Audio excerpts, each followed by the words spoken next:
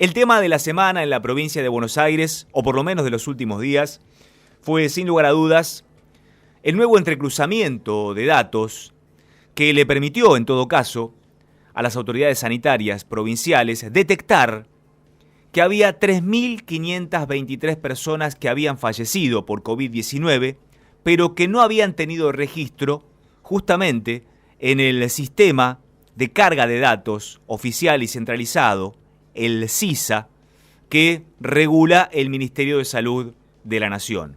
A partir de este entrecruzamiento de datos y de este número escalofriante de 3.523 víctimas más de COVID-19, obviamente se avivó el tema político en la provincia de Buenos Aires desde el punto de vista de que ¿qué está pasando aquí? ¿Cómo es que la información no está transcurriendo a la ciudadanía de forma fehaciente? ¿Cómo es que tenemos más víctimas? ¿Para qué sirvieron las estadísticas anteriores? ¿Cuál es el parámetro estadístico en el que se paran las autoridades sanitarias para decidir las medidas por venir en función de la lucha contra el COVID-19? Y además, fresca está en la memoria de los platenses, al menos y particularmente, por el hecho del ocultamiento de víctimas que hubo en aquellos funestos momentos de la inundación de 2013. Yo particularmente estuve al tanto de eso, también a partir de la investigación del juez Luis Arias y del trabajo de María Soledad Escobar sobre aquel ocultamiento, porque escribí, en definitiva, junto a Soledad Escobar, un libro que se llamó Lo que el agua no encubrió y que trataba justamente sobre los casos que no se habían contado y que se daban como cifras oficiales en aquella inundación, con el caso García como leading case, una persona que había fallecido víctima de la inundación pero que no estaba en los registros oficiales. La policía le había dicho a la familia que directamente obrara con los trámites de velatorio y entierro, y allí la persona que había fallecido por la inundación no había sido registrada porque no había pasado por la morgue policial. Todo esto se multiplicó en otra cantidad de casos que dieron como tal que hubo 89 víctimas fatales, inmediatas, por la trágica inundación de abril de 2013 y no las 50 y pico que se había informado en un primer momento. Aquellos fantasmas retornaron con estas cifras, más allá de que el gobierno de la provincia de Buenos Aires está diciendo que se transparenta de esta manera el conteo de víctimas fatales y que no se está ocultando. La reacción política llegó desde la oposición. En el Senado de la legislatura bonaerense, desde el bloque de Juntos por el Cambio, se ha elevado un pedido de interpelación al ministro Goyán para que dé las explicaciones del caso ante el cuerpo legislativo. Es por eso que en estos momentos estamos en contacto ya con el presidente del bloque de senadores de Juntos por el Cambio, Roberto Costa. ¿Qué tal, Roberto? ¿Cómo le va? Gabriel Prósperi lo saluda. Buen día. Buen día, Gabriel. Un gusto hablar con ustedes. Bueno, muchas gracias. ¿Cree que va a tener posibilidades de salir adelante el proyecto de interpelación? Y en todo caso, ¿cuál es el objetivo, Roberto? Nosotros vamos a trabajar para que la interpelación se realice y el objetivo es muy simple. No ningún objetivo miserable como plantea el oficialismo, sino que es la voluntad de conocer la verdad, de saber a partir de los errores cometidos en los datos y cómo se volcaban, cómo se llevó adelante la forma en cómo se tenía que trabajar por la pandemia, y dado que se ve todos los días que un error nuevo se suma al inicial de Ginés García cuando dijo que a la Argentina no iba a llegar, y al de ayer, que el presidente reconoce que hay más muertos de lo que se esperaban, por supuesto hay que sacar una conclusión de cómo fue el manejo de la pandemia, y ni hablar de la cuarentena eterna que tanto está complicando a los argentinos, ¿no?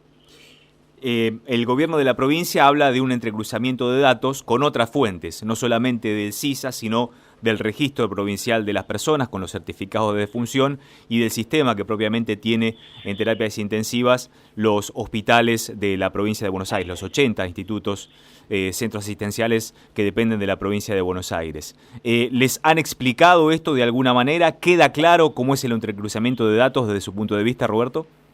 Nosotros no tuvimos ninguna explicación de parte del gobierno. Veníamos preguntando hace rato, hay varios pedidos de informes con respecto a esto presentado por los distintos senadores de nuestro bloque y nunca nos explicaron sobre estos temas. El entrecruzamiento de datos se tendría que haber hecho de entrada, Gabriel. O sea, ¿quién no utiliza los datos del registro de las personas? Es increíble que eso haya sucedido, porque uno podía, saber, esperar que suceda que algún muerto por COVID sea puesto o declarado de otra cosa por confusión, porque no llegó al hospital, por lo que sea, pero no que no se hayan entrecruzado los datos con los del registro civil. Entonces, de mínima podemos hablar de negligencia, ¿no? Y queremos saber quiénes son los que fueron negligentes. Si hubo errores, quienes dieron las órdenes y quienes tenían que llevar adelante el trabajo y por qué se equivocaron. Lo demás es una cuestión que va a quedar en la conciencia de cada uno, porque nosotros no sabemos a ciencia cierta si se escondió o no se escondieron los datos. Esperemos que nos convenzan que fue o negligencia o error y que al mismo tiempo paguen los que se han equivocado, porque en definitiva no sabemos en qué generó este error, si generaron más o menos casos, si tenemos todos los casos declarados, si hubiésemos podido actuar de otra manera viendo qué es lo que venía pasando, darnos cuenta en qué lugar había más fallecimientos y en qué lugar menos, si eran los privados, si eran los públicos, si eran los de la provincia, si eran los municipales. O sea, en estos momentos estamos todos con la necesidad de saber. Por eso se pide una interpelación, porque es un caso extraordinario, no es un caso que se realice en todos los gobiernos. Uh-huh. ¿Cree que el ministro Goyán debe dar un paso al costado después de esto? Yo creo que en ningún lugar del mundo alguien que está a cargo de un Ministerio de Salud con semejante error queda en el cargo. Yo creo que no. Y más la admisión ayer del presidente. El presidente Fernández dijo que hubo más casos de lo que esperábamos. Eso y decir alguien se equivocó, alguien fue negligente o alguien escondió, es lo mismo. ¿Están haciendo necropolítica, como dijo el viceministro de Salud Nicolás Kreplak? No, el viceministro no sabe más que decir y aparte fue el gestor de decir, claro, él sabía cuántas muertes había. Ahora me doy cuenta, perdón, esto recién se me ocurre o recién me doy cuenta. Por eso hablaba de los muertos que iba a haber por las calles. Resulta que nosotros no lo conocíamos. Pero al mismo tiempo, nosotros no hacemos uso de los fallecidos. Al contrario, esto es salud o enfermedad, vida o muerte. Entonces nosotros elegimos la salud y elegimos la vida, como también elegimos un país que tiene que seguir funcionando con todos los cuidados correspondientes, con el aislamiento, con la distancia, con el barbijo, con las manos limpias. Bueno, ese tema es medio difícil con el kirchnerismo.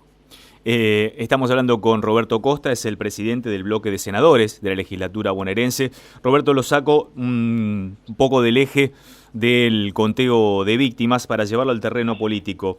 ¿Cree que otros municipios debieran copiar la posibilidad que ha tenido el de Tandil de utilizar un propio sistema de regulación sanitaria? Yo soy un defensor de la autonomía municipal. Vengo bregando por la misma en la provincia de Buenos Aires desde que en el 94 se cometió el error de no cumplir con el artículo 123 de la Constitución Nacional que nos manda a la autonomía municipal, y creo que a partir de eso los intendentes saben, porque son los que están en la primer trinchera, qué es lo que deben hacer y qué no.